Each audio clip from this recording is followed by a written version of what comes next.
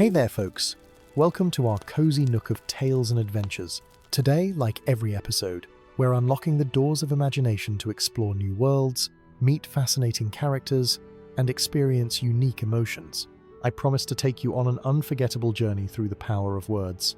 So get comfy, grab your favorite drink, snuggle into that perfect spot, and get ready to lose yourself in a new story. Leave the outside world behind for a while and dive with me into the depths of storytelling. If you enjoy our content and want to support the channel, consider hitting the subscribe button and giving the video a thumbs up. Now, without further ado, let's dive into today's story.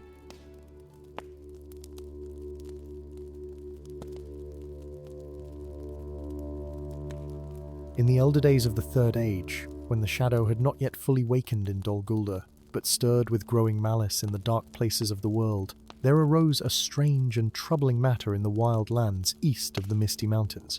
It was a time when the great eagles still kept their ancient eyries upon the highest peaks, and among these dwellings none was more noble or more remote than the halls carved into the stone of Mount Gwaihir, that towering summit which rose like a spear thrust into the very heavens themselves. The mountain took its name from Gwaihir the Windlord, mightiest of the eagles in those days, whose wingspan could cast shadows over entire valleys, and whose keen eyes could perceive a rabbit stirring in the grass from heights where the air grew thin and cold. His people had dwelt upon that mountain since time beyond the memory of even the elves, keeping watch over the eastern reaches and serving as messengers between the wise when the need was great. Their loyalty to those who stood against the darkness was unwavering, forged in ages past when Thorondor himself had borne Beren from the pits of Angband, and renewed in each generation through deeds of valor and service. Yet now a pall had fallen upon Mount Gwaihir, and the great birds no longer took flight as they once had. The passes of the mountains grew perilous, for without the eagles to keep watch, fell creatures crept forth from hidden lairs, and wayfarers vanished without trace. Merchants who had once travelled the mountain roads now sought longer, safer routes through the south, and the men of the Vales spoke, in hushed voices, of an evil that had taken root in the high places. It was in the autumn of that troubled year that Gandalf the Grey received word of these matters. He had been travelling through Rivendell, seeking counsel with Elrond on matters of growing darkness, when a ranger arrived bearing strange tidings. The man was weather-worn and carried himself with the weariness of one who had journeyed long through dangerous country. His name was Hallodan, and he came from the settlements that lay in the shadow of the eastern peaks. The wizard received him in the Hall of Fire, where the light of the hearth cast dancing shadows upon the carved pillars, and the sound of falling water provided a soothing counterpoint to the ranger's grave words. Hallodan spoke of villages living in fear, of shepherds who no longer dared tend their flocks in the high meadows, and most troubling of all, of the silence that had fallen upon Mount Gwaihir. The eagles have not been seen for near 3 months, Mithrandir, the ranger said, his weathered face lined with concern. Not so much as a shadow crossing the sun or a cry echoing from the peaks. The mountain stands silent as a tomb, and even the wolves will not venture near its slopes. The folk of the valleys say that something has claimed the eyries, something ancient and filled with malice. Gandalf sat in silence for a long while after Hallodan had finished his tale, his grey eyes distant as he gazed into the flames. The firelight played across his weathered features, casting his face into sharp relief, and those who knew him well would have seen the deepening of concern in the lines around his eyes. He drew upon his pipe, sending fragrant smoke curling toward the carved ceiling, and when at last he spoke, his voice carried the weight of decision already made. "This is grave news indeed," he said quietly. "The eagles are no mere beasts, but ancient and noble beings whose friendship has been earned through long ages. If some evil has befallen them, it touches not only their fate, but the safety of all who dwell in these lands. Without their watchful eyes, the passes will fall to darkness, and the road between the eastern settlements and the refuge of Rivendell will become a path of peril." Elrond, who had listened in silence from his seat nearby, now spoke with the measured gravity that came from 3 ages of wisdom. "The eagles have been true friends to all the free peoples," he said. "When my father sailed from the havens of Sirion, it was Thorondor and his kindred who kept watch over his passage. Through all the long years since, they have served as our eyes in the high places and our swift messengers when need was dire. If they have fallen silent, we must discover why, and if they can be aided, We must offer what help lies within our power." Gandalf nodded slowly, already calculating the journey ahead and the perils it might hold. "I shall go to Mount Gwaihir," he declared. "Whatever darkness has claimed, that place must be confronted, for I fear it is but one thread in a larger tapestry of shadow that spreads across these lands. The enemy grows bolder with each passing season, and if he has struck at the eagles, it speaks of a strategy that reaches further than we had guessed." The ranger Hallodan offered to guide the wizard to the mountain's foot, for he knew the hidden paths and the safe places to ford the rivers. Gandalf accepted this aid with gratitude, though he made it clear that when they reached the slopes of Gwaihir itself, he would ascend alone. "Some roads," he said, with a slight smile that did not quite reach his eyes, "are meant to be walked in solitude, and the business of wizards is often best conducted without companions who might be endangered by forces they cannot hope to combat." As the council concluded and preparations began for the journey, Gandalf stood upon the balcony of Rivendell and gazed eastward toward the distant peaks. Somewhere beyond the horizon, Mount Gwaihir rose into the clouds, its summit lost in mist and mystery. What awaited him there he could not say, but he felt in his bones that this was no simple matter of eagles gone to roost or storms that kept them grounded. Something had transpired upon that mountain, something that threatened not merely the fate of the great birds, but perhaps the balance of power in all the wild lands between the mountains and the forest. The journey from Rivendell to the foothills of Mount Gwaihir took Gandalf and Hallodan the better part of a week, for the wizard would not be hurried along paths where haste might lead to carelessness. They travelled through country that grew progressively wilder and more desolate as they pressed eastward, leaving behind the protected valleys where Elrond's influence kept the land green and fair. The forests through which they passed were old and gnarled, their branches reaching overhead like the fingers of ancient hands, and more than once Gandalf paused to listen to whispers in the leaves that spoke of unease and watchfulness. Hallodan proved an able guide, knowing which streams could be forded safely and which rocky defiles might harbour ambush. He was a man of few words, but those he spoke carried the weight of long experience in these wild lands. When they camped at night, he would sit across the fire from Gandalf and share what knowledge he had of the region, speaking of the patterns he had observed in the movements of wolves and orcs, and the changes that had come upon the land in recent months. "There is a wrongness in the air," the ranger said one evening as they sat beneath a stand of twisted pines. "The birds that once sang in these woods have grown silent or fled to other lands. The deer move nervously, starting at shadows, and even the wolves hunt with a desperation I have not seen before, as though they sense some greater predator has entered their territory.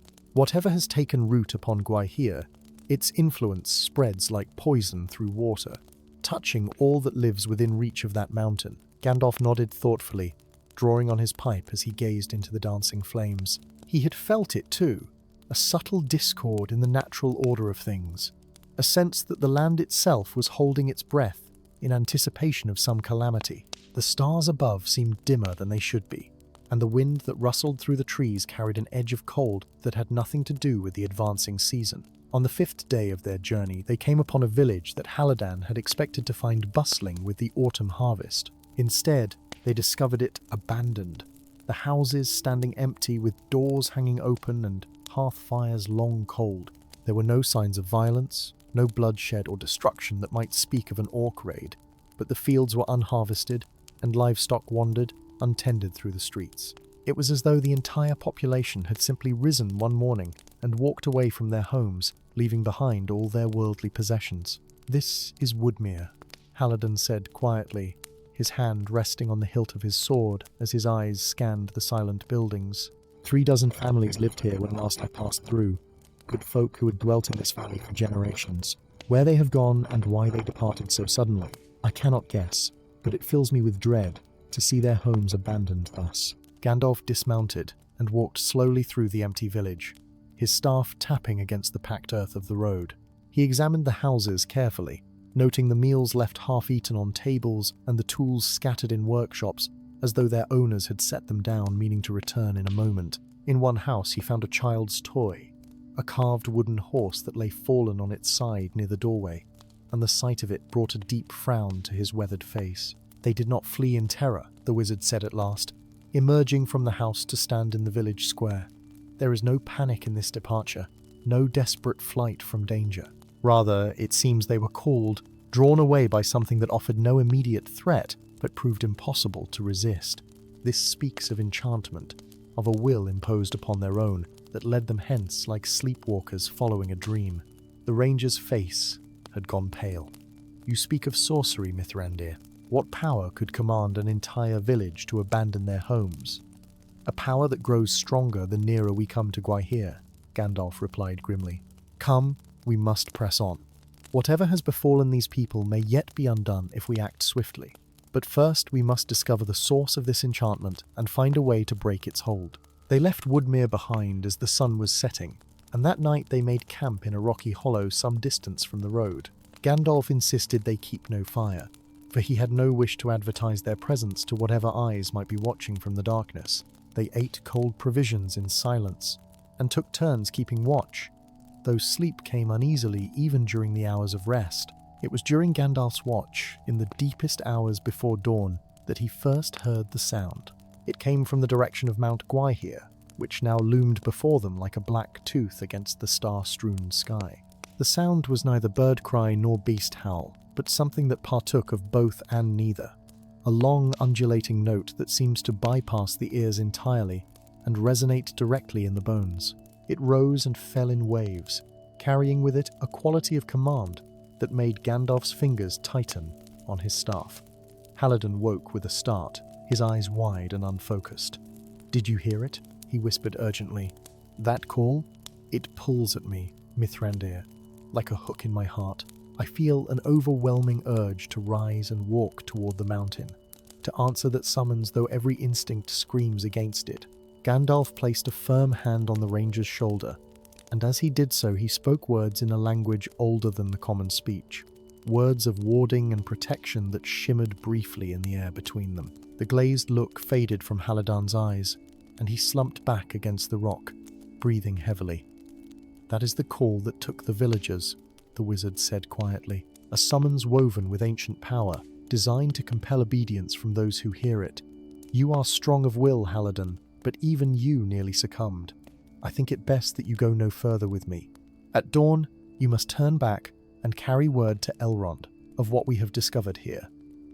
The ranger protested, as Gandalf had known he would, but the wizard remained firm in his decision. When the pale light of dawn broke over the eastern peaks, Halidon reluctantly turned his horse westward, carrying with him letters written in Gandalf's careful script that detailed all they had discovered. The wizard watched until the ranger disappeared from sight around a bend in the trail, then turned his gaze upward to where Mount Gwaihir thrust its snow-capped peak into the morning clouds. The path grew steeper as Gandalf began his solitary ascent, winding through forests of dark pine that clung precariously to the mountainside. The trees here were ancient and twisted, their branches hung with lichens that swayed in the thin mountain breeze like the beards of old men. No birds sang in these woods, and the usual sounds of forest life were conspicuously absent. The silence pressed upon the wizard like a physical weight, broken only by the tap of his staff against stone and the whisper of wind through the needled branches. As he climbed higher, Gandalf began to notice strange markings carved into the bark of certain trees. They were runes of a kind he had not seen in many long years, angular and harsh in their geometry, speaking of binding and compulsion. Someone had prepared this mountain, had woven enchantments into the very fabric of the land to serve purposes that filled the wizard with growing unease. The runes were not of orcish make, nor did they bear the elegant craft of elven hands. Rather, they spoke of an older magic, one that predated the current age and drew upon powers that wise folk had long since learned to leave undisturbed. By midday he had reached the tree line, emerging onto barren slopes where only tough grasses and hardy lichens could survive. Here the wind blew with greater force, carrying with it a bite of cold that spoke of the heights yet to be climbed. Gandalf pulled his grey cloak more tightly about his shoulders and pressed onward, his eyes scanning the rocky terrain for any sign of the eagles or those who might have enchanted this place. It was as he rounded a massive boulder, its surface scoured smooth by centuries of wind and weather, that he first saw evidence of the villager's fate. A line of figures moved slowly up the mountain path ahead of him, perhaps a dozen men and women walking in single file with the measured pace of those who move in dreams. They wore the simple clothes of farmers and shepherds, and their feet were bare and bleeding from the sharp stones. Yet they seemed to feel no pain. Their eyes were fixed and glazed, staring straight ahead as they climbed ever upward toward the distant summit. Gandalf called out to them, his voice carrying clearly in the thin air.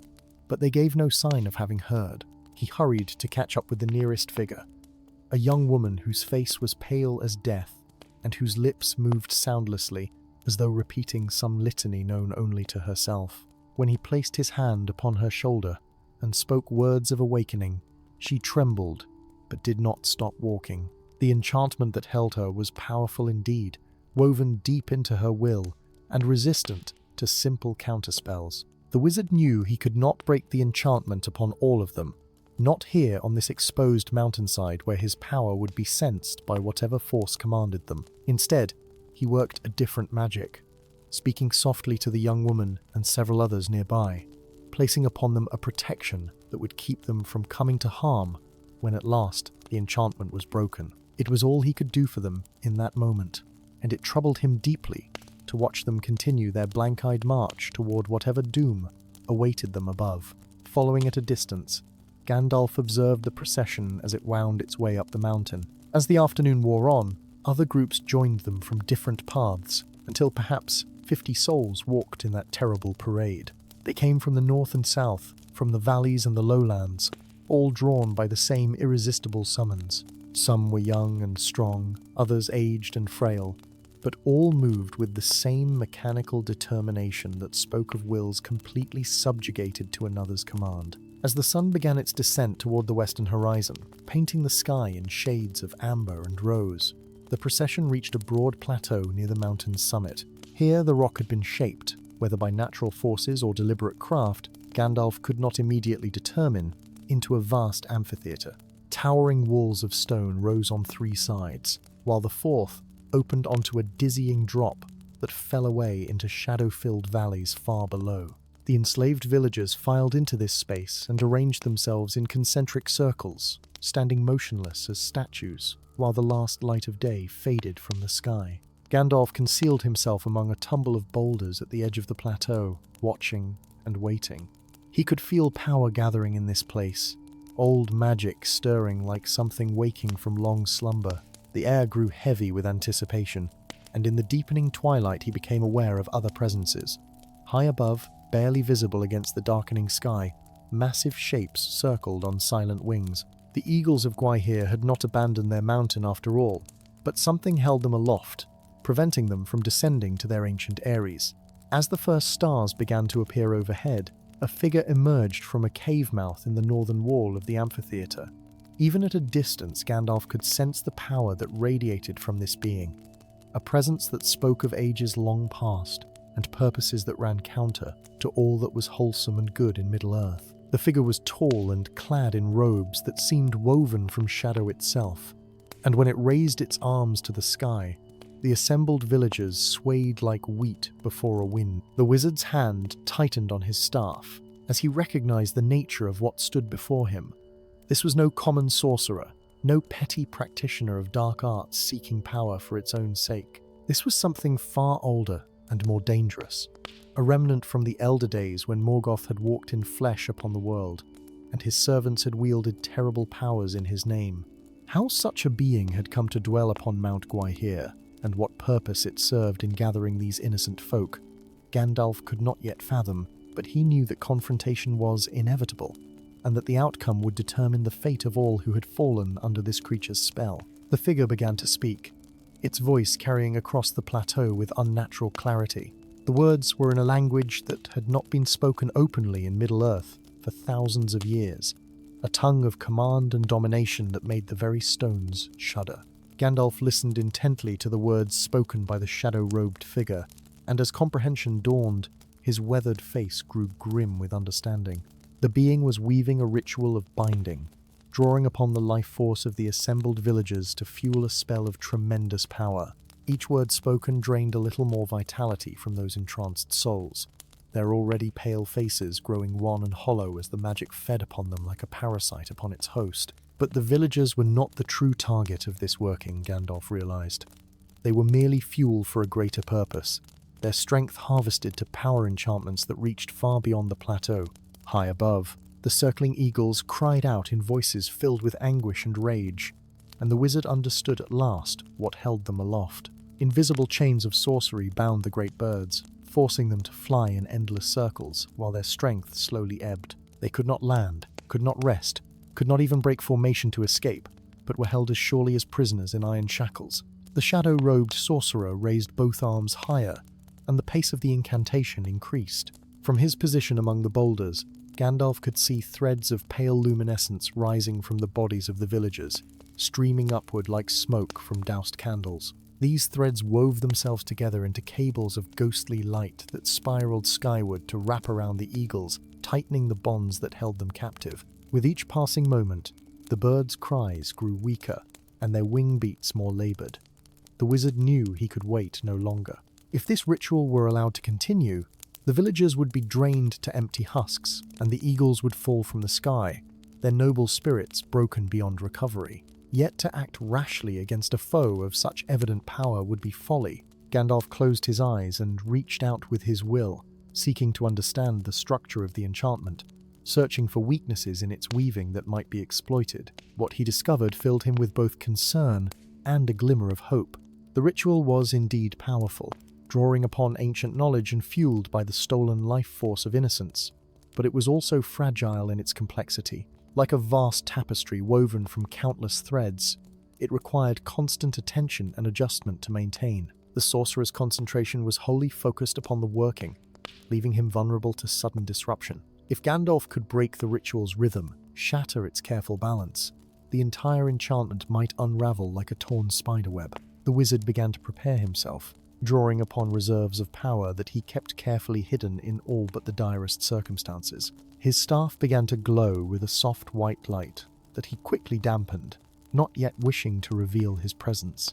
He spoke words under his breath, words of awakening and freedom, of sunlight breaking through storm clouds and chains struck from willing hands. The air around him began to shimmer with gathering force. It was then that the sorcerer's voice changed, rising to a crescendo that echoed from the stone walls of the amphitheatre. The threads of stolen life force blazed brighter, and the eagles above cried out in unison, a sound of such despair that it pierced even Gandalf's hardened heart. The moment of culmination was at hand. Whatever the sorcerer intended, whatever dark purpose drove this terrible ritual, it was about to reach fruition. Gandalf rose from his concealment, his staff blazing suddenly with brilliant white fire that drove back the shadows and illuminated the entire plateau. His voice rang out clear and commanding, speaking words of power in the ancient tongue of Valinor, words that had not been heard in Middle-earth since the days when the elves first awakened beneath the stars. The sound of it crashed against the sorcerer's incantation like a wave against a dam, disrupting the careful cadence and sending ripples of disruption through the woven spell. The shadow-robed figure spun toward him, and for the first time Gandalf beheld its face. What he saw chilled him to his core, for this was no servant of the current darkness, no minion of the growing shadow in Dol Guldur. This was something older, a survivor from the wars of the First Age, one who had served Morgoth in the ancient days, and had somehow endured through all the long years since, hiding in forgotten places and nursing its hatred of the free peoples. "You," the creature hissed, its voice like wind through a tomb. "I know you, Mithrandir, servant of the West. You have no power here, no authority to interfere with my designs. This mountain is mine, claimed by right of conquest, and these birds shall serve me as they once served your precious Valar. Through them I shall see all that transpires in these lands, and my master shall know of every movement of his enemies." So it spoke of a master, Gandalf noted grimly, confirming his suspicion that this working served a larger purpose. The enemy was spreading his web far and wide, seeking to blind the defenders of the West by claiming the very eyes that watched over the wild lands. If the eagles fell under the Shadow's control, no movement of armies or travelers would go unobserved, and the advantage of surprise would be lost forever. "I have power enough to stop you," Gandalf replied, his voice carrying absolute conviction, "and authority granted by those who value freedom over slavery, light over darkness. Release these innocents and the eagles, depart from this mountain, and perhaps you may live to see another dawn. Refuse, and I will cast you down as your master was cast down in ages past." The sorcerer laughed, a sound like breaking glass. Brave words from one who stands alone against magic older than your order. You see the power I wield, the forces I command. What can one wizard do against such might? I am not just one wizard, Gandalf said quietly, and with those words he struck the stone of the plateau with his staff. The sound rang out like a bell, pure and clear, and the white fire that blazed from the staff's tip spread outward in a wave that swept across the assembled villagers. Where it touched them, the threads of stolen life force snapped like broken strings, and the glazed look began to fade from their eyes. The sorcerer shrieked in fury and raised its own staff, a twisted thing of black wood bound with iron. Dark lightning crackled from its tip, arcing toward Gandalf with destructive force. But the wizard was ready, and his own power rose to meet the attack. Light and darkness clashed in the air above the plateau, sending sparks cascading in all directions and causing the very mountain to tremble beneath their feet. The battle that erupted upon the plateau of Mount Gwaihir was unlike any contest of arms, for the weapons wielded were not of steel, but of will and ancient knowledge. Gandalf stood firm against the onslaught of dark sorcery, his staff blazing with white fire as he turned aside bolt after bolt of crackling energy.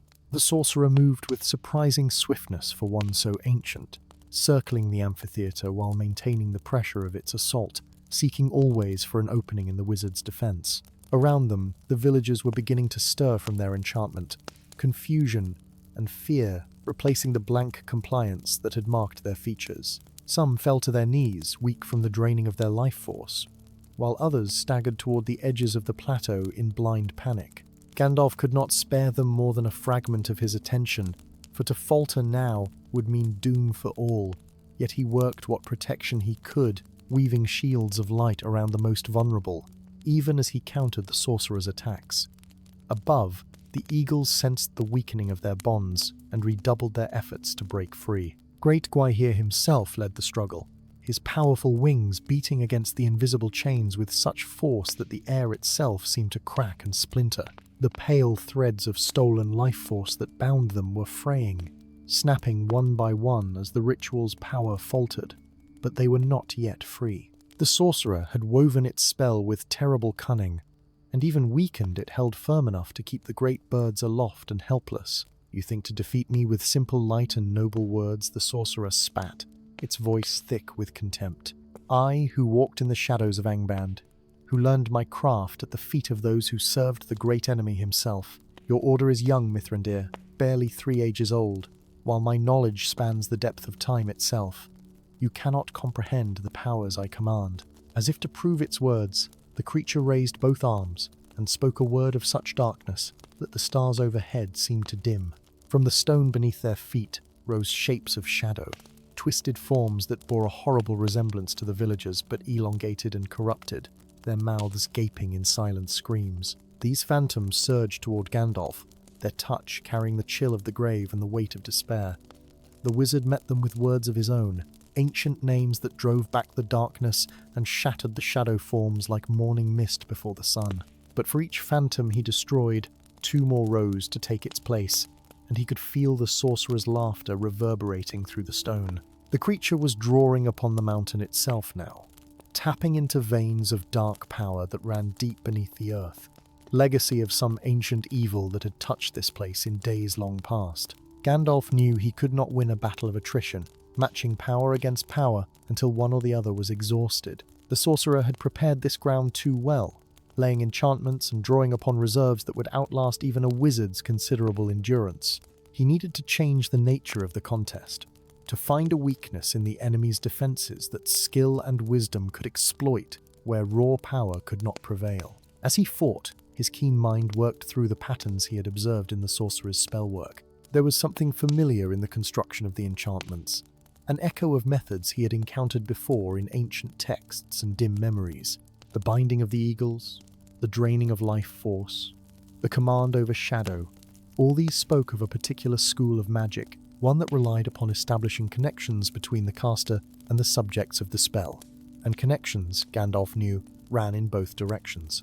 The wizard changed his tactics. Instead of merely defending and counterattacking, he began to reach out with his power, following the threads of magic that linked the sorcerer to its victims. Like a weaver examining a tapestry, he traced each strand back to its source, learning the pattern of the spell's construction.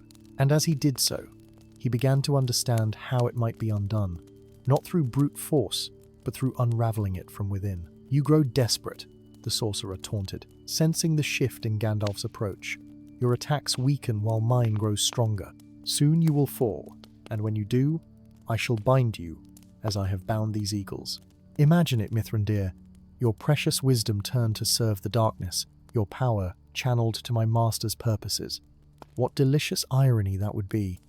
Gandalf did not respond with words, but his eyes blazed with determination. He had found what he sought, the central knot of the enchantment, the point where all the threads came together, and from which the sorcerer's control emanated.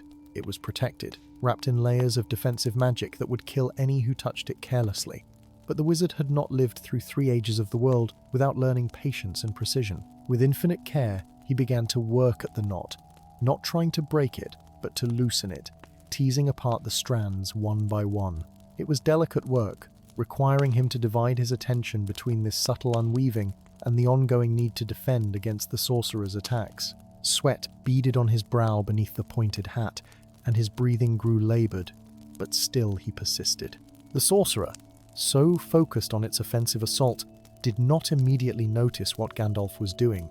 It had grown overconfident, assured of victory by the wizard's apparent weakening. But gradually, as thread after thread came loose from the central knot, the creature began to sense that something was amiss. Its attacks grew more frantic, more desperate, as it realized that its carefully constructed spell was being systematically dismantled. "Stop," it shrieked, abandoning all pretense of superiority. "You cannot. You must not. If that binding breaks, the backlash will destroy us both." "Then perhaps you should have considered that before enslaving innocence," Gandalf replied calmly, even as his fingers worked at the final threads. "A spell woven from stolen life and forced servitude carries within it the seeds of its own destruction. You have bound yourself to your victims as surely as you bound them to your will, and when these chains break, you will share their pain 1,000-fold." The last thread came free, and for a single heartbeat the world seemed to hold its breath.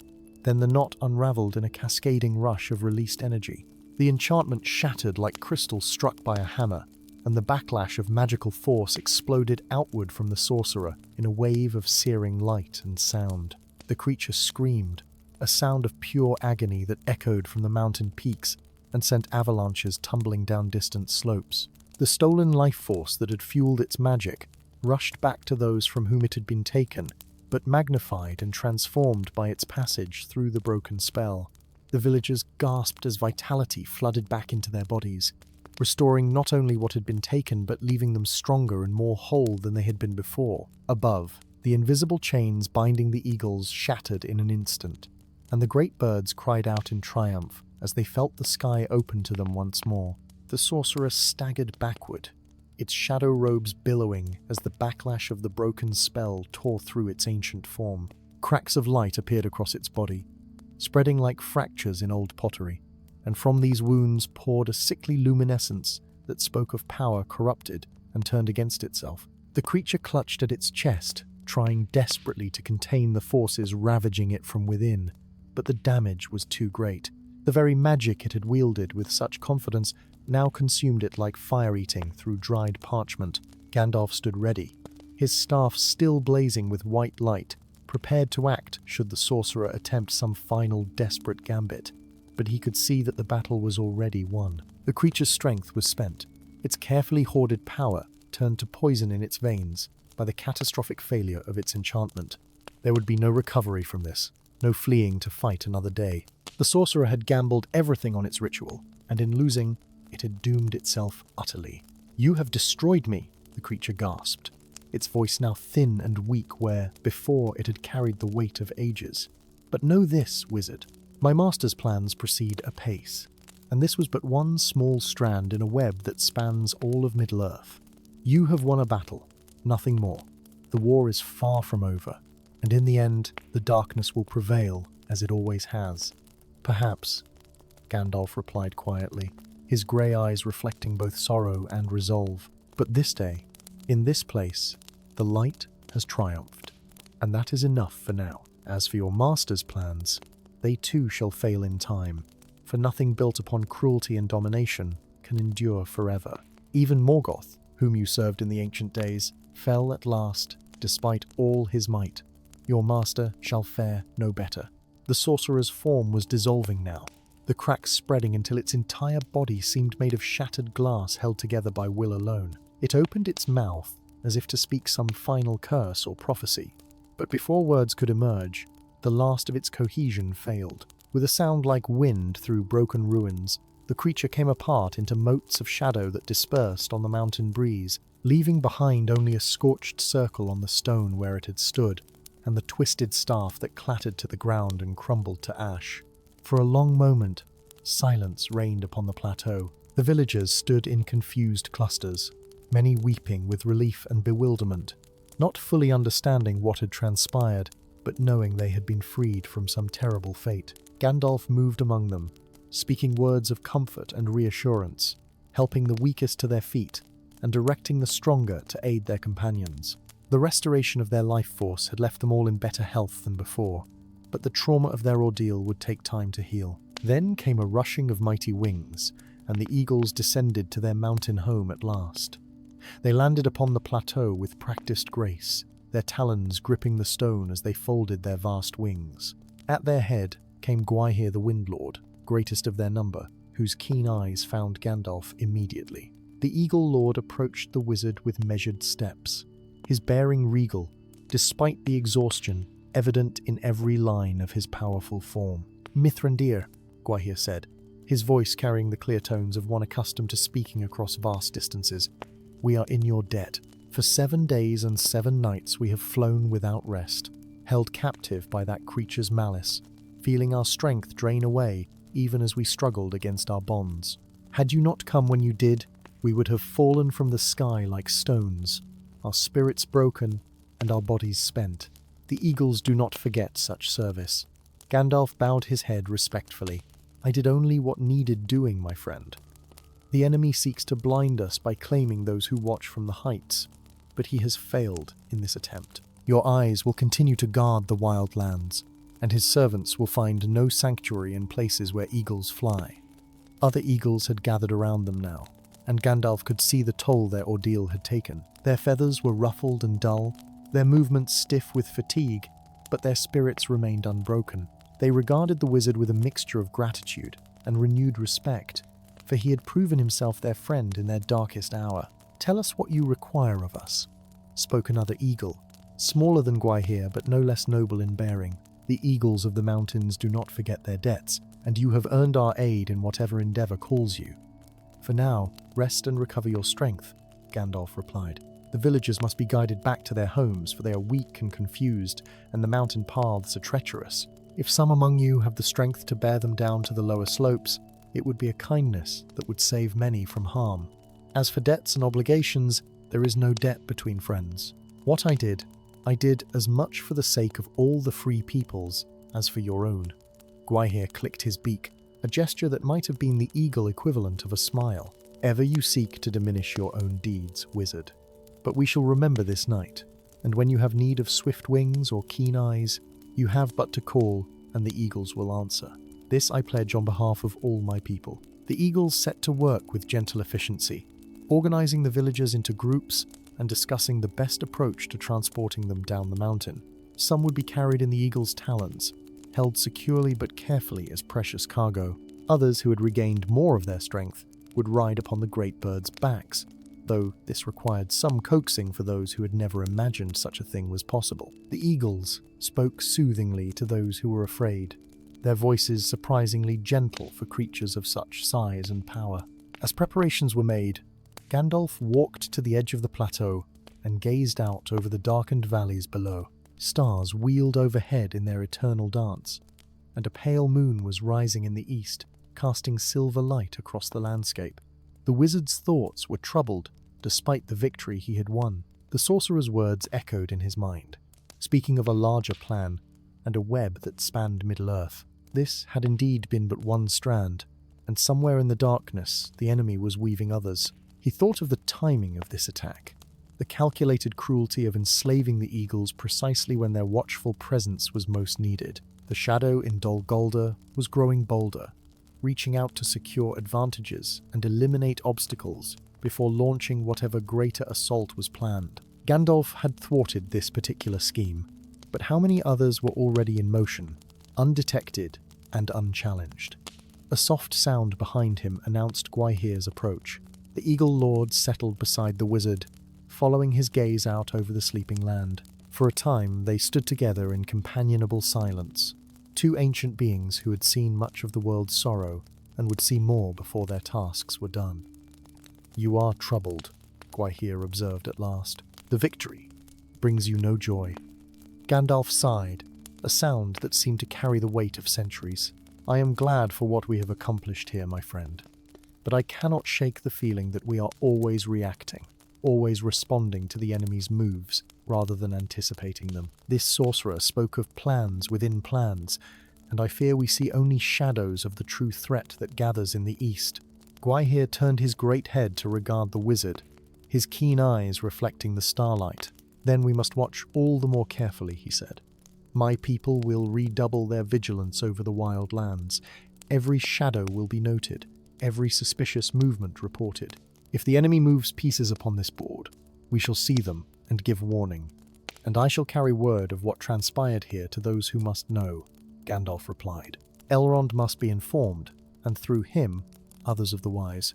We cannot prevent every scheme the enemy devises, but we can ensure that when darkness moves, it does not move unseen." The wizard paused, then placed his hand gently upon the Eagle Lord's wing. "You have endured much these past days, Gwaihir. Do not push yourself and your people too hard in the days ahead. Even the eagles need time to heal, and exhausted watchers make poor guardians." The great bird inclined his head in acknowledgement. "Your counsel is wise as always, Mithrandir. We shall rest and recover before resuming our patrols. But know that when you have need of us, no matter the hour or the peril, the eagles will answer your call. This I swear by the memory of Thorondor himself." They stood together a while longer, watching as the eagles organized the evacuation of the villages. The operation proceeded with remarkable efficiency despite the darkness and the treacherous terrain. Eagles who were strongest took multiple trips, bearing passengers down to the forested slopes where they could walk more safely. Others stood guard upon the plateau, their sharp eyes scanning the surrounding peaks for any sign of further danger. As the night wore on and the moon climbed higher in the sky, Gandalf moved among the remaining villagers, speaking with each in turn. Many were still confused, their memories of the past days fragmented and dreamlike. They remembered leaving their homes, remembered walking endlessly upward, but the details eluded them like smoke through grasping fingers. The wizard reassured them that the fog would lift in time, that their minds would heal along with their bodies, and that they need not fear a return of the compulsion that had driven them here. One old farmer grasped Gandalf's sleeve with trembling hands, tears streaming down his weathered face. "My grandson," he said hoarsely. "He was with me when we left Woodmere. Where is he now?" "Have you seen a boy of 8 years, with brown hair and his mother's green eyes?" Gandalf's heart clenched, for he had noticed several children among the enslaved villagers, and he had not tracked the whereabouts of each individual. He called to the nearest eagle and described the missing boy, asking if such a child had been among those already carried down the mountain. The eagle confirmed that a boy matching that description had been in the first group transported to safety, and the old farmer's relief was palpable. He blessed the wizard repeatedly, his voice breaking with emotion, before allowing himself to be guided toward the eagles who would carry him down to be reunited with his grandson. Such moments reminded Gandalf why he struggled against the darkness, why he endured the weariness and the burden of his task. For every grand battle against ancient evils, there were 1,000 smaller victories like this. Families reunited, innocents saved from harm, hope preserved in the face of despair. These were the true measures of success, the reasons that made all the years of watchfulness worthwhile. By the time the last of the villagers had been evacuated, the moon was beginning its descent toward the western horizon, and the first hints of dawn were touching the eastern sky with pale grey light. Gandalf stood alone upon the plateau, surveying the site of the night's battle. The scorched circle where the sorcerer had fallen was already beginning to fade, the stone slowly reasserting its natural character, now that the taint of dark magic had been purged. The runes carved into the amphitheater's walls would take longer to erase, but the wizard spoke words over them that would speed their dissolution, ensuring no future evil could draw upon the patterns they formed. Gwaihir descended to land beside him once more, his feathers now groomed, and his bearing somewhat restored despite his lingering fatigue. "Will you not rest here, Mithrandir?" he asked. "The Aeries are open to you, and you have earned a place of honor among us. We can provide food and warmth, a safe haven where you might recover your own strength before undertaking the long journey back to Rivendell." Gandalf smiled, touched by the offer. "You are generous, my friend, but I cannot linger. There is much I must do, warnings to carry and counsel to seek. The enemy will not pause in his scheming simply because we have thwarted one of his servants, and every hour I delay is an hour he gains to prepare his next move." "Then at least allow me to speed your journey," Gwaihir said. "You need not walk the long leagues back to Imladris when eagle wings can carry you there before sunset. It would be my honor to bear you, and it would allow you to arrive rested rather than road-weary." The wizard considered this, weighing the benefits of swift travel against his preference for walking the roads and observing the land through which he passed. But Gwaihir's offer made practical sense, and there was indeed urgency in bringing word of what had transpired to Elrond. He nodded his acceptance, and the Eagle Lord lowered himself to allow the wizard to climb onto his broad back. As the sun broke over the eastern peaks, painting the sky in shades of gold and rose, Gwaihir spread his mighty wings and launched himself from the plateau. Gandalf felt the familiar rush of wind and the stomach-lurching moment of transition from solid earth to empty air. Then, the smooth, powerful rhythm as the eagle's wings beat steadily, carrying them higher and westward toward the distant refuge of Rivendell. From this height, Gandalf could see the full scope of the land spread out below like a vast tapestry. The wild country between the mountains was a patchwork of forest and meadow, river and rocky waste, beautiful in its untamed nature, but also dangerous to those unprepared for its challenges. He could see the paths that wound through the valleys, the settlements clustered around sources of water, and the dark places where fell creatures made their lairs. It was a realm balanced on the edge between light and shadow, and everything he saw reinforced his conviction that vigilance must not falter. As they flew, Gwaihir spoke of the days of captivity, describing the horror of being bound aloft with no ability to rest or escape. The sorcerer had chosen its torment well, he said, for there is no worse fate for an eagle than to be denied the freedom of flight, even while being forced to fly. We circled that cursed plateau until our wings burned with fatigue and our vision blurred with exhaustion, yet still the compulsion drove us onward. Some of my younger kindred nearly fell from the sky in those final hours before you broke the spell. How did the sorcerer trap you initially? Gandalf asked. Surely you would not have willingly flown into such obvious danger. The Eagle Lord's tone grew grim. It used the villagers as bait, the creature did. We saw them climbing the mountain, sensed the enchantment upon them, and descended to investigate, thinking perhaps we might aid them, or at least understand what drove them upward. But as we drew near, invisible nets of sorcery snared us, and we found ourselves bound before we even understood the danger. It was cunningly done, I must admit, exploiting our protective instincts against us. Gandalf filed this information away, adding it to his growing understanding of how the enemy operated. The use of innocent victims as lures and shields was a tactic he had seen before, and it spoke to the fundamental cowardice that lay beneath all the shadow's apparent might. Evil always sought to hide behind others, to use the good-hearted nature of the free peoples as a weapon against them. The journey westward took them over country that gradually grew more welcoming as they left the wild lands behind. Below them, the forests became denser and more verdant. The rivers ran clearer, and occasionally they glimpsed travelers on the roads who looked up in wonder at the sight of a great eagle bearing a grey-robed passenger across the sky. Gandalf reflected that such sightings would spawn tales in the inns and gathering places, stories of wizards and eagles that would grow in the telling until they bore little resemblance to the simple reality of swift transportation.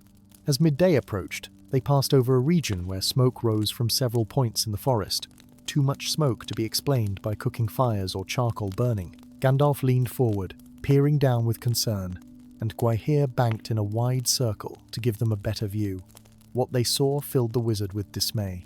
A band of orcs, perhaps 24 strong, was harrying a small caravan of travelers through the trees.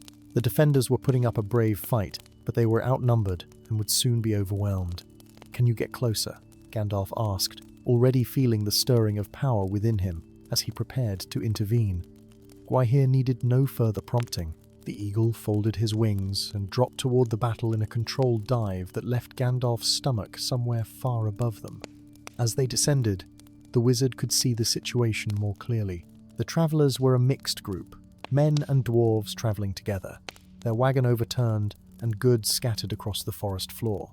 They had formed a defensive circle, but orc arrows were taking their toll, and it would only be minutes before their line broke. The orcs, intent on their prey, did not notice the eagle's approach until Gwaihir was nearly upon them. The great bird struck like a thunderbolt, its talons raking across the backs of 2 orcs who went down screaming. Before the others could react, Gandalf had leaped from the eagle's back, landing with surprising agility for one of his apparent years. His staff blazed with white fire, and his voice rang out in command. "Flee, servants of darkness," he cried. "Flee while you still have legs to carry you, or face the wrath of those who stand against the shadow." The orcs, already unnerved by the sudden appearance of an eagle and further disturbed by the blazing staff, hesitated. In that moment of uncertainty, Gandalf struck. He did not unleash the full force of his power, for that would have been wasteful against such lesser foes. But what he did bring to bear was more than sufficient. Bolts of white light arced from his staff, not to kill, but to sear and terrify. Where they struck, orcs fell back, with howls of pain and fear. Gwaihir, meanwhile, had taken to the air again, circling above and diving at any orc who seemed inclined to stand and fight. His great wings beat with such force that they created winds strong enough to knock the creatures from their feet, and his battle cry echoed through the forest like the voice of doom itself. The combination of wizard and eagle proved too much for the orc band's courage. With shrieks of terror, they broke and fled into the deeper forest, leaving their dead and wounded behind. The travelers emerged from their defensive circle cautiously, hardly daring to believe their salvation had come so suddenly and from such an unexpected quarter. Their leader, a grey-bearded dwarf with a bloodied axe, approached Gandalf with wonder written plain upon his weathered face. "Gandalf the Grey," he said, recognition dawning. "By Durin's beard, I never thought to see you here. And at such a moment. We were making for the High Pass, meaning to cross into the Vale of Rivendell, but these cursed orcs have been tracking us for 3 days now. We thought ourselves done for." The wizard surveyed the group, noting their wounds and exhaustion. "You are Glory, son of Thrain, are you not? I remember you from the halls of Erebor many years ago. What brings you so far west, and with such precious cargo?" For he had noticed that despite the overturned wagon, the dwarf and his companions were most concerned with several small chests that they had managed to keep within their defensive circle. Glory hesitated, exchanging glances with his companions, then seemed to reach a decision. "You have saved our lives, Mithrandir, and that earns you the right to know our business. We carry messages and small tokens from my people to Lord Elrond. Matters of mutual concern regarding movements in the mountains and the growing boldness of orc bands. Nothing of great military significance, you understand, but information that the wise should have." Gandalf nodded slowly, his mind already making connections. The timing was suspicious, or perhaps not suspicious at all, but simply part of the larger pattern he had been observing. The enemy was becoming more active on multiple fronts, testing defenses, disrupting communications, creating fear and uncertainty. The attack on these messengers might have been opportunistic, or it might have been part of a deliberate effort to keep the Free Peoples isolated and ignorant of each other's troubles. "I too journey to Rivendell," the wizard said. "If you are able to travel, we should do so together. There is safety in numbers, and I suspect our purposes align more closely than you might imagine." The dwarves and men set about righting their wagon and gathering their scattered belongings. Several had sustained injuries that needed tending, and Gandalf moved among them, applying salves from his pack and speaking words of healing that eased pain and promoted recovery. It was simple medicine compared to the power he had wielded against the sorcerer, but no less valuable for being mundane. The travelers were grateful for his ministrations, and soon they were ready to resume their journey.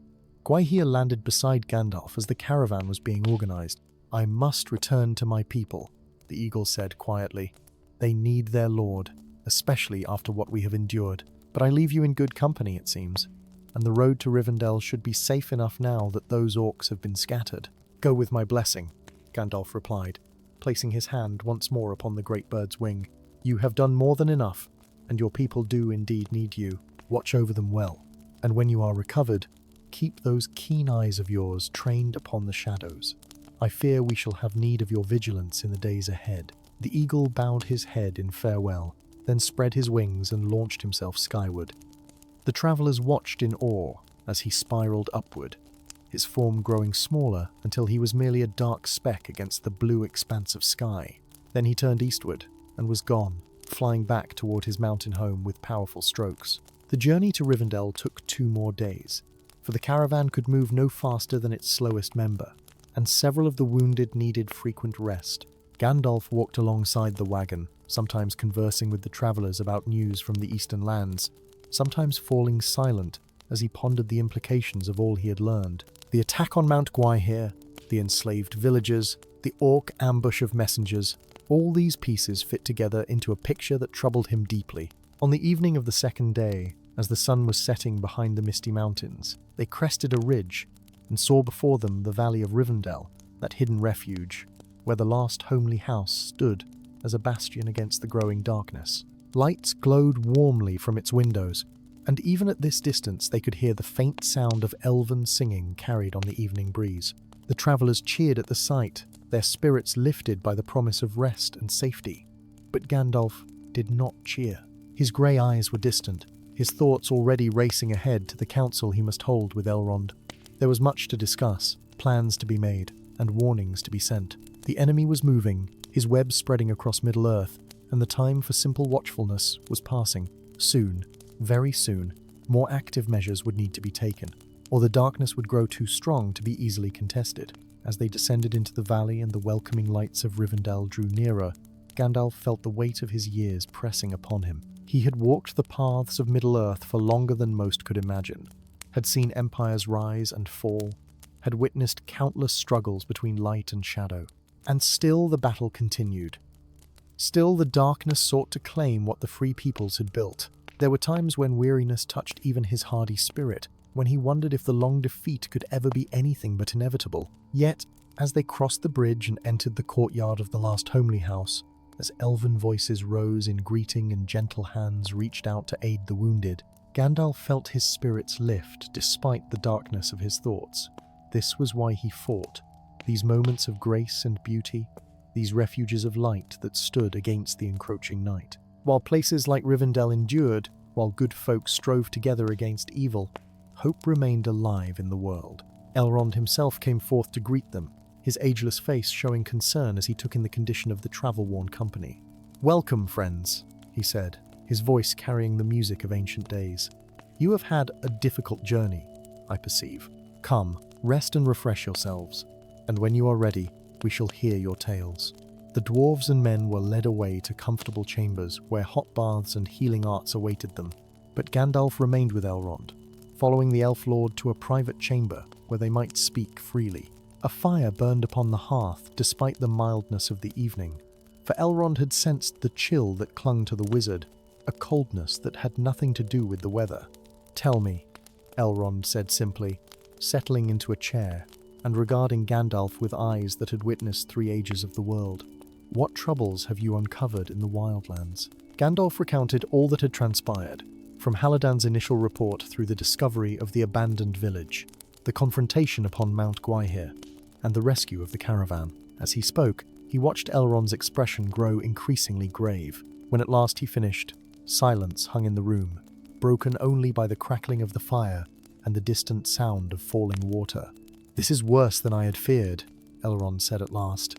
That a servant of Morgoth survived from the ancient days and was able to operate so boldly speaks to how much our vigilance has faltered. We have grown complacent in the long peace, while the enemy has been busy laying his plans.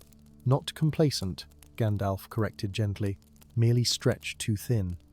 There are too few of us to watch all the dark places of Middle-earth, too many shadows where evil might hide and grow strong. We do what we can, but even our best efforts leave gaps through which the enemy can slip. Then we must find ways to close those gaps," Elrond replied. The Eagles have agreed to increase their patrols, you say? That is good, but we need more than watchful eyes. We need a stronger coalition among the free peoples, better communication and coordination. If the dwarves bring word of orc movements in the mountains, that information must reach not only us, but also the woodland realm and the settlements of men who might be threatened. Gandalf nodded, recognizing the wisdom in Elrond's words, even as he understood the difficulty of implementing such coordination. The free peoples were independent by nature, often suspicious of one another, and slow to cooperate, even when cooperation served their interests. Building the network Elrond described would require patient diplomacy and careful nurturing of trust between groups who had little history of working together. There is another matter that concerns me, the wizard said after a moment. The sorcerer spoke of serving a master, of plans that proceeded despite its failure. I believe it referred to the growing power in Dol Guldur, the shadow that calls itself the necromancer. We have long known of that presence, but we have underestimated its reach and ambition. Elrond rose and walked to the window, gazing out over the valley where evening mist was beginning to gather. I have felt it too, that growing malice in the south. There are stirrings in Mirkwood, darkness spreading through the forest that even the woodland elves struggle to contain. Dol Guldur was once a place we avoided but did not greatly fear. Now I wonder if we should have acted against it sooner, before whatever dwells there grew so strong. Perhaps, Gandalf agreed. But we cannot change the past, only prepare for the future. The question now is what we do next. Do we move against Dol Guldur directly, attempt to discover the nature of what lurks there? Or do we continue as we have been, watching and responding to threats as they emerge? The Elf Lord turned from the window, his expression troubled. A direct assault on Dol Guldur would require forces we cannot easily muster, and the risk of failure is high. If we attacked and were repulsed, it would only embolden the enemy and weaken us.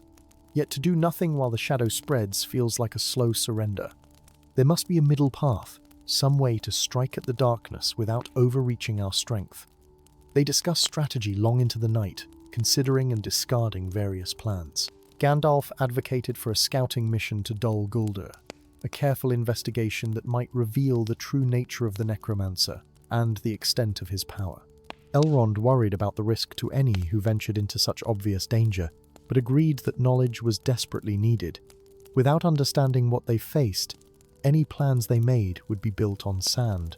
As the moon rose high and cast silver light through the window, they were interrupted by a soft knock at the door. A messenger entered, bearing word that one of the rescued villagers wished to speak urgently with Gandalf. The wizard excused himself and followed the messenger to a chamber where a young woman sat, the same one he had tried to awaken upon the mountain path. She rose as he entered, her face pale but her eyes clear and focused.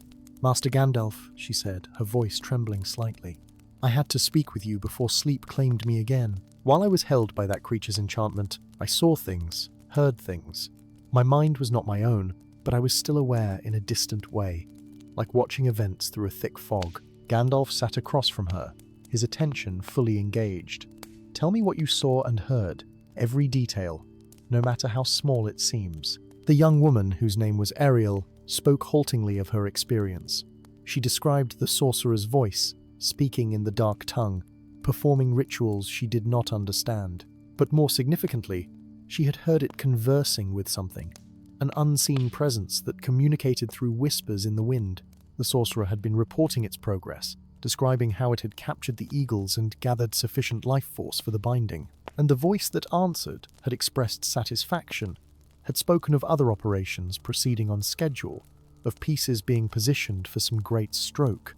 "Did you hear anything specific about these other operations?" Gandalf asked intently.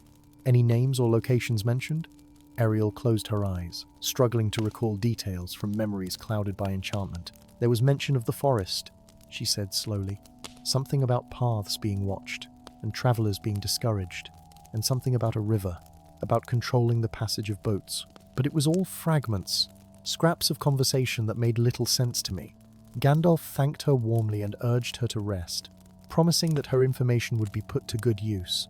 As he returned to Elrond's chamber, his mind was racing. The sorcerer's operation had been part of a coordinated effort to control movement and communication across the region. The attack on the eagles was meant to blind the Watchers, while other operations focused on restricting travel by land and water.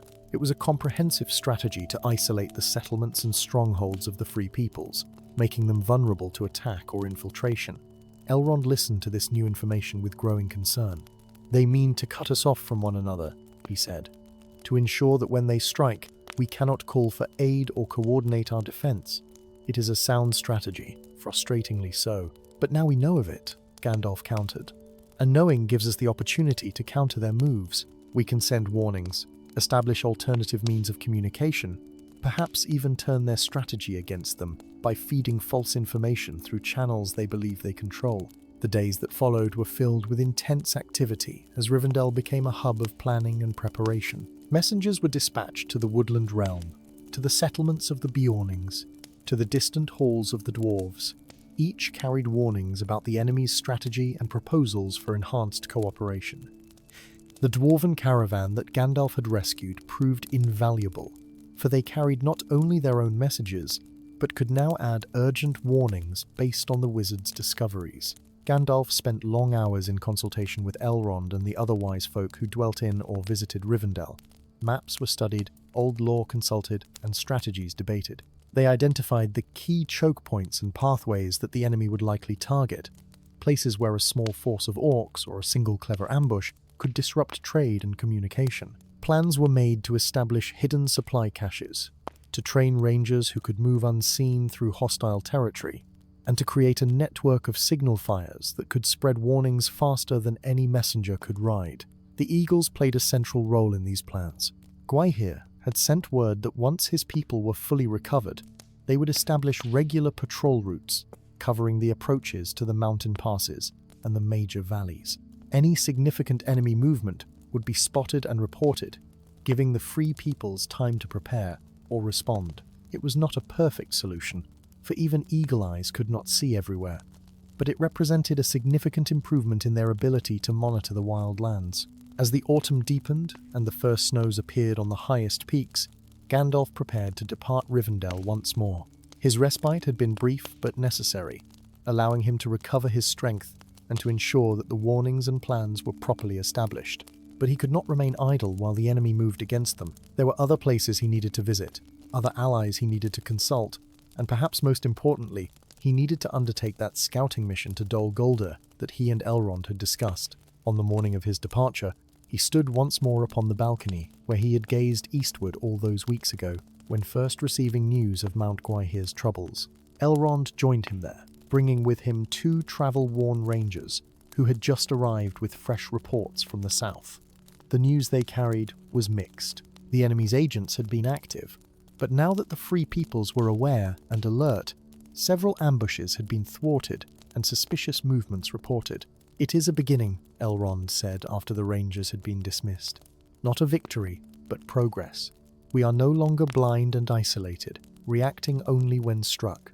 Now we watch and prepare." Gandalf nodded, drawing on his pipe as he contemplated the road ahead. "Yes, but we must not grow overconfident. The enemy is cunning and patient. He will adjust his strategies when he realizes we have uncovered this phase of his plans. We must remain vigilant and flexible, ready to counter whatever new approach he devises." A shadow passed over them, and both looked up to see Gwaihir descending from the morning sky. The great eagle landed gracefully in the courtyard below, and Gandalf and Elrond made their way down to greet him. The Eagle Lord had come, he explained, to offer the wizard swift passage to wherever his road might lead, and to report on the first successes of the renewed patrols. "My people have found and dispersed 3 separate orc bands in the past fortnight," Gwaihir reported with evident satisfaction. 2 were attempting to establish watch posts overlooking major trails, while the 3rd was preparing an ambush near a ford of the Anduin. "All have been scattered, and the locations secured by rangers who arrived shortly after we drove the creatures off." "This is excellent news," Gandalf said warmly. "Already the cooperation we discussed bears fruit. But tell me, have any of your scouts observed activity around Dol Guldur itself?" The eagle's expression grew more somber. "We dare not fly too close to that accursed place, for there are fell things in the air above it that even eagles fear to challenge. But from a distance, we have observed increased activity. Smoke rises from forges, and companies of orcs march in and out with disturbing regularity. Whatever builds there grows stronger with each passing season. Then my path is clear, Gandalf said quietly. I must discover what manner of evil has taken root in that ancient fortress. The time for distant observation has passed. We need to know what we face, and I am perhaps the only one with both the skill to penetrate its defenses and the knowledge to interpret what I find there. Elrond placed a hand on the wizard's shoulder. Be careful, old friend. The darkness that dwells in Dol Guldur has claimed many who sought to challenge it. I would not lose you to whatever malice lurks in those ruins. I will be as cautious as the task allows, Gandalf replied with a slight smile. But caution must be balanced against necessity. Every day we delay is a day the enemy gains to strengthen his position. I will go soon, though not today. There are a few more preparations I must make, a few more consultations I must hold. As Gwaihir prepared to depart, he fixed Gandalf with his keen gaze. Remember, Mithrandir, you need only call, and the eagles will come. Though we cannot enter Dol Guldur with you, we can be ready to bear you away, should you need swift escape. You saved us from bondage. Now let us be ready to repay that debt. The wizard bowed his head in gratitude. Your friendship is a treasure beyond price, Lord of Eagles. I will remember your offer, and I pray I will not need to call upon it in desperate circumstances. That evening, as the sun set behind the mountains and stars began to appear in the darkening sky, Gandalf walked alone through the gardens of Rivendell. He paused beside a fountain where clear water fell in silver streams, and he thought about all that had transpired since he first received word of troubles at Mount Gwaihir. One crisis had been averted, one strand of the enemy's web had been cut, but the larger tapestry of threat remained. There would be other challenges, other battles to fight, and the ultimate confrontation with the darkness still lay somewhere in the uncertain future. Yet, he did not despair. The eagles flew free once more, their watchful eyes protecting the wild lands. The free peoples were more alert and better coordinated than they had been. Alliances were being strengthened and new friendships forged. These were not final victories, but they were steps in the right direction, proof that the long defeat could be delayed and that each day won was a day of sunlight preserved against the encroaching night. Gandalf gazed up at the stars, those eternal witnesses to all the struggles of Middle-earth, and he drew strength from their unchanging light. The road ahead would be difficult and dangerous. He would venture into shadow, confront evil in its own stronghold, and likely face perils that would test him to his limits. But he was not alone in this struggle. Eagles flew above, elves kept their havens of light, dwarves delved with undiminished determination, and men continued to farm and build and hope, despite all the darkness that threatened them. As long as such folk endured, as long as courage and friendship held against malice and despair, the cause was not lost. Gandalf the Grey would continue his wandering, watching over the lands he loved, intervening where his presence could tip the balance toward light. And though the shadow grew and the enemy's power increased, he would not yield to fear or surrender to the seeming inevitability of defeat. Tomorrow or the next day he would set out once more, his staff in hand and purpose in his heart. But tonight, in this haven of peace and beauty, he allowed himself a moment of rest and quiet reflection. The tale of Mount Gwaihir had reached its conclusion, but it was only one chapter in a much longer story, a story that would continue to unfold through years yet to come. And in that story, Gandalf knew the eagles would play their part, watching from the heights, ready to answer the call of friendship when the need was greatest.